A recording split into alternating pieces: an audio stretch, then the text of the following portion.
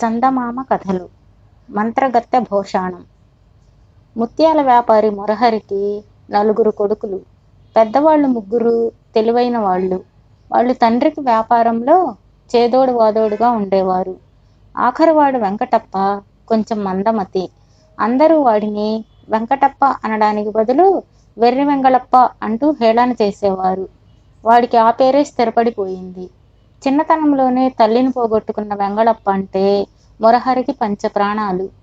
పెద్ద కొడుకులు ముగ్గురికి పెళ్ళిళ్ళయి కోడళ్ళు కాపురానికి వచ్చారు. మామగారు తమ భర్తల కన్నా వెంగళప్పను ప్రేమగా చూడడం వాళ్లకు గిట్టేది కాదు. వెంగళప్పకు పెళ్లి చేస్తే అతడి ప్రవర్తనలో మార్పు రావచ్చని మురహరి ఆశ. అయితే వెంగళప్పను గురించిన ఆ చుట్టుపక్కల ఊళ్ళలో అంతా వాడికి పిల్లనివ్వడానికి ఎవరూ ముందుకు రాలేదు. వెంగళప్ప పెళ్లిని గురించిన దిగులుతోనే మురహరి కళ్ళు మూశాడు. ఆ రోజు నుంచి వెంగళప్ప కష్టాలు ప్రారంభమయ్యాయి. వాడి వదినలు వాడి చేత అడ్డమైన చాకరీ చేయించేవాళ్ళు. అయితే ఏ పని సరిగా చేయడం చేతకాని వెంగళప్ప అప్పగించిన పనులన్నీ పాడు చేస్తూ ఉండేవాడు. ఒకరోజు భర్తలు ఇంటలేని సమయంలో వెంగళప్ప వదినలు ముగ్గురు నడిమెంట కూర్చొని సమావేశమయ్యారు.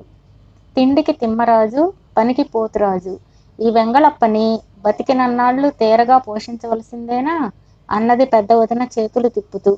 ఈ వెర్రిమాలోకానికి పిల్లనిచ్చే దిక్కు లేదు, ఇక ఇల్లరికానికి ఏ ఊరు పంపిస్తాం అంటూ మూతి విరిచింది రెండో వదిన. ఆ ముసలాయన పోతూ పోతూ ఈ తద్దనాన్ని మన నెత్తిన పెట్టిపోయాడు అంటూ మెటుకలు విరిచింది మూడవ వదిన. ఎలాగైనా వెంగళప్ప పేర విరగడించుకోవాలని తోడికోడళ్ళు ముగ్గురు కూడబలుక్కున్నారు. అప్పటి వరకు పెరట్లోని కూరపాదులకు బావినీరు తోడిపోసిన వెంగళప్ప ఆయాసపడుతూ వాళ్ళ దగ్గరకు వచ్చి, ఆకలిగా ఉంది వదినలు, అన్నంలోకి కంది పచ్చడి సొరకాయ పులుసు కావాలి అన్నాడు.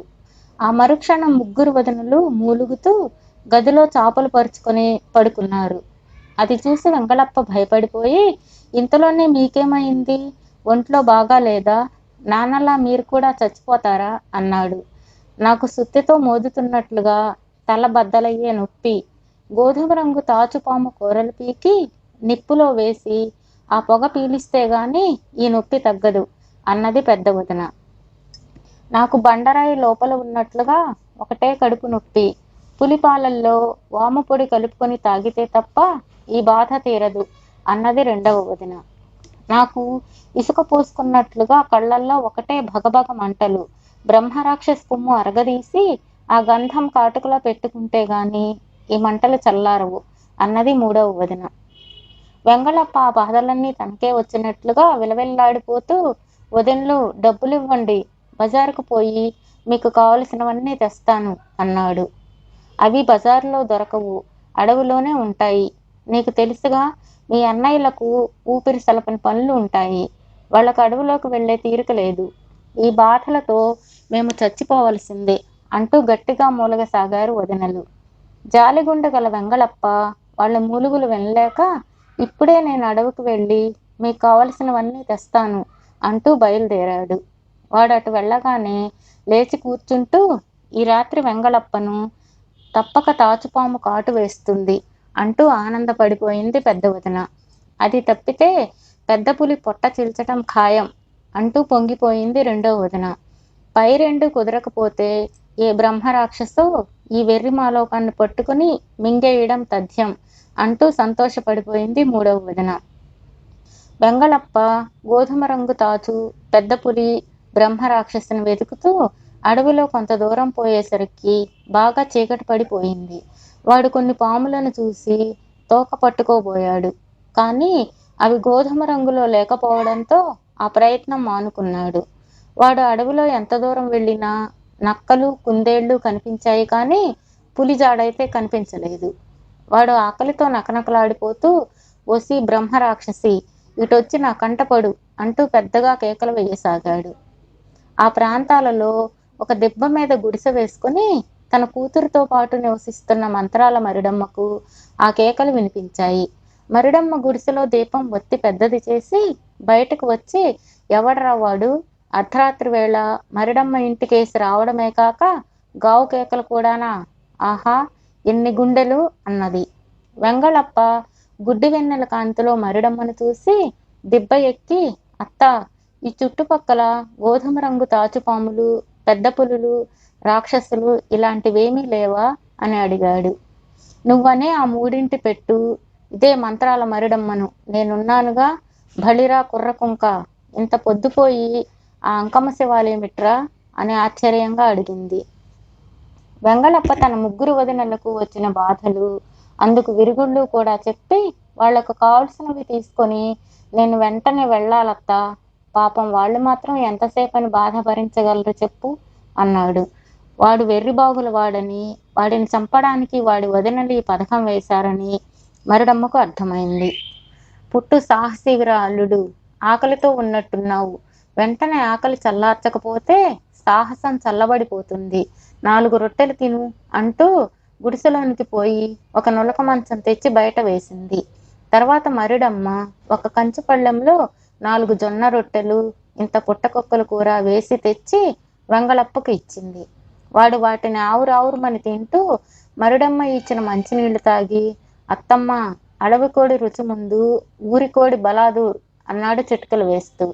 ఆ మాటలకు మంత్రాల మరిడమ్మ పెద్దగా నవ్వి, అల్లుడు, అది కోడి మాంసం కాదు, పుట్టకుక్కల కూర, అందంలో రాచకన్నెలను కాదనిపించే నా కూతురు స్వర్ణమంజరి చేసిన వంట అన్నది. గుడిసె బయట జరుగుతున్న ఈ సంభాషణ వల్ల నిద్రాభంగమైన స్వర్ణమంజరి, ఏమే అమ్మా, మళ్ళీ నేపాళం నుంచి నీ గురువేమైనా తగలడ్డాడా? నేర్చిన మంత్రాలు చాలవా?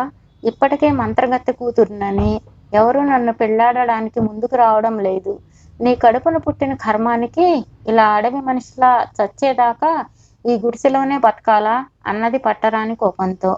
మరిడమ్మ కూతురికేమీ జవాబు ఇవ్వకుండా, అల్లుడు, తెల్లవారేదాకా ఈ మంచం మీదే పడుకో, నీకు కావలసిన వస్తువుల సంగతి రేపు చూద్దాం అని చేతిలోని మంత్రదండంతో గుడిసె చుట్టూ ఒక గీత గీయగానే భగ్గుమంటూ ఒక అడుగు ఎత్తున మంట లేచింది. భయపడు కల్లుడు, నిప్పు చూస్తే ఏ మృగం కూడా ఇటుకేసి రాదు అంటూ మరిడమ్మ గుడిసెలోకి వెళ్ళిపోయింది. మరిడమ్మ అటు వెళ్ళగానే వెంగళప్ప నిద్రలోకి జారుకున్నాడు. మళ్ళీ పడుకొని నిద్రపోయేందుకు ప్రయత్నిస్తున్న స్వర్ణమంజరితో మరిడమ్మ, తర్వాత నిద్రపోదువు గాని ముందు బయట పడుకుని ఉన్న కుర్రవాడు నీకు నచ్చాడో లేదో చెప్పు అన్నది. స్వర్ణమంజరి గుడిసె తలుపు తెరిచి బయటకు చూసింది. గుడ్డి వెన్నెల వెలుతురులో దబ్బపండు ఛాయతో పుష్టిగా ఉండి ఆదమర్చి నిద్రపోతున్న వెంగళప్ప ఆమెకి ఎంతగానో నచ్చాడు.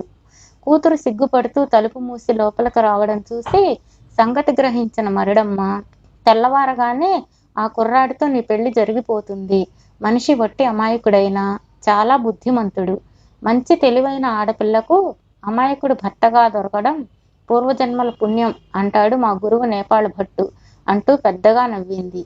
ఆ తర్వాత ఆమె తెల్లవారుజామున అడవి కోళ్లు కోయడం ప్రారంభించగానే నిద్రపోతున్న వెంగళప్పను తట్టి లేపి, అల్లుడు, నా కూతురు స్వర్ణమంజరిని పెళ్లి చేసుకుంటే నువ్వు అడిగినవన్నీ కట్నంగా ఇస్తాను అన్నది. వదినల ఆరోగ్యం బాగుపడితే అంతే చాలనుకుని వెంగళప్ప, ఇంతగా అడగాల అత్త, పెళ్ళే కదా, చేసుకుంటానులే అన్నాడు. మరిడమ్మ అప్పటికప్పుడు కొండదేవత గుడిలో గన్నేరు దండలు మార్పించి ఆ ఇద్దరికీ పెళ్లి చేసేసింది. తర్వాత ఆమె ఒక పల్లె నుంచి ఎడ్ల బండిని తీసుకువచ్చి అల్లుడు కూతురు బండి ఎక్కాక గుడిసెలోంచి పాత భోషాణం ఒకటి తెచ్చి బండిలో పెట్టించి వెంగళప్పతో, అల్లుడు, మీ వదినలకు కట్నాలు కానుకలతో పాటు వాళ్ళు కావాలి అన్నవి కూడా ఈ భోషాణంలో ఉన్నాయని చెప్పు అని సాగనంపింది.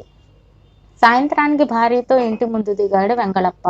ఆ సరికి వాడు చచ్చి మామగారిని చేరి ఉంటాడనుకున్న వాడి వదినలు వాడు పసుపు బట్టలతో బంగారపు బొమ్మలాంటి భార్యతో రావడం చూసి విస్తుపోయారు.